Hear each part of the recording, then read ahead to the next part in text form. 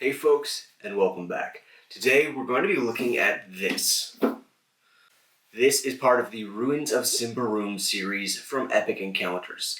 Like all of their boxes, it contains a map, an adventure booklet, and all of the miniatures that you need to play it. Let's have a look.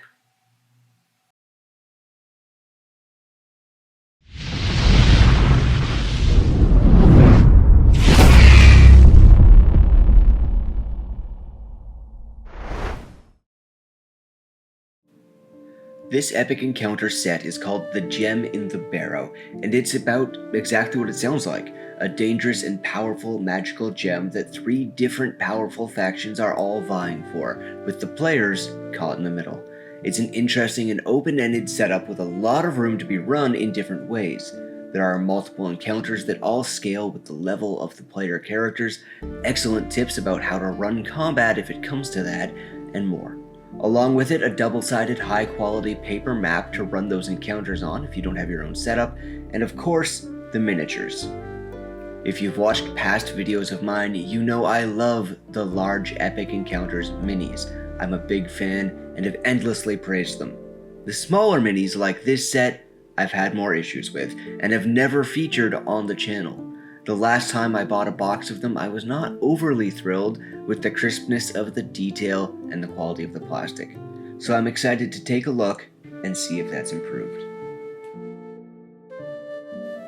This set features 5 player characters, 4 warriors from each of the 3 factions, and 1 faction leader for each group.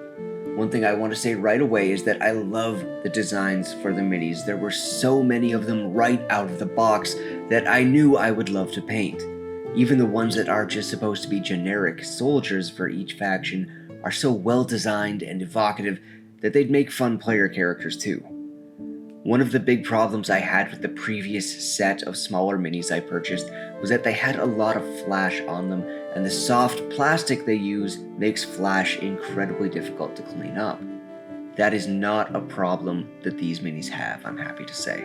The plastic quality still means that the edges are not terribly crisp or sharp, and some of the details on the faces are a little mushy, but let's put that in perspective. It's still far better than you'd get from WizKids, and on par with a company like Reaper. But the awesome designs definitely take them up a notch. It was hard to ultimately pick one to paint. And while I felt a few of them calling out to me, I haven't painted a barbarian in quite a while. So that's what I went with. I started to paint with a Zenithal Prime since I'm going to be leaning on contrast style paints for this one. I wanted to see if I could make some of the fuzzier details on the mini easier to paint that way. I start by sketching in a skin tone using the Dwarf Skin Express color, though I do end up painting over the skin later since I don't actually like how this turns out.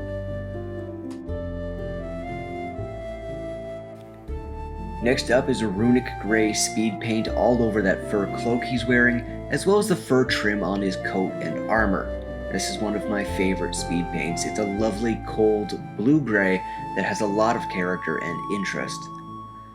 Here I'm just using as large a brush as I can and blocking in all of the basic colors across the mini. A brown for the leathers, green for the sort of fabrics and tunic, a desaturated brown for the wood bits, and a nice orange for his awesome, silly beard. This step is quick and easy. And here's where it lands me.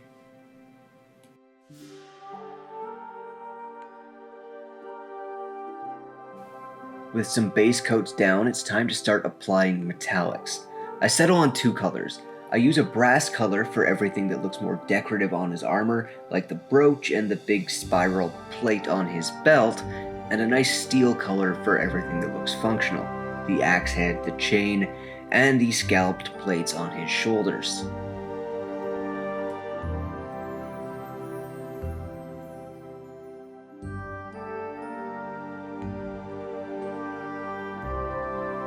Once that's done and dry, I'm going to use a wash to both bring all of the colors together, give me some darker shadows, and put some grime and age on that armor. The wash I'm using this time is a pre-mixed enamel wash, actually called Wash for Wood.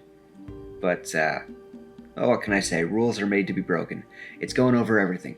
It's just a yellow-brown shade that's going to age and darken things a bit, so there's really no need to take the names too seriously. While I do that, I'd like to take a minute to thank all of you for watching and ask you to consider hitting like and subscribe. It helps channels to grow and get better and helps you support your online hobby community. I'd especially like to thank my amazing Patreon supporters without whom this would be so much harder. Thank you so much. You folks are amazing.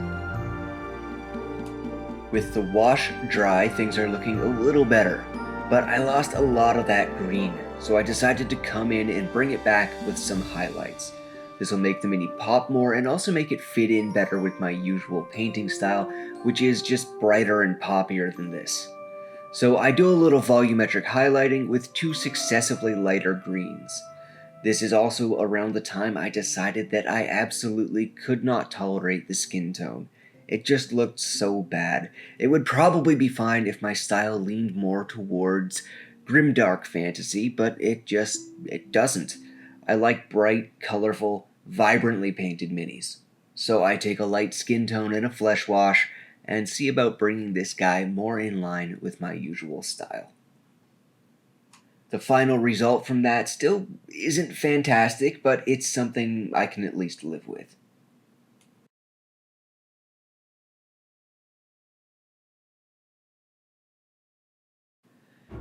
Here is my finished barbarian.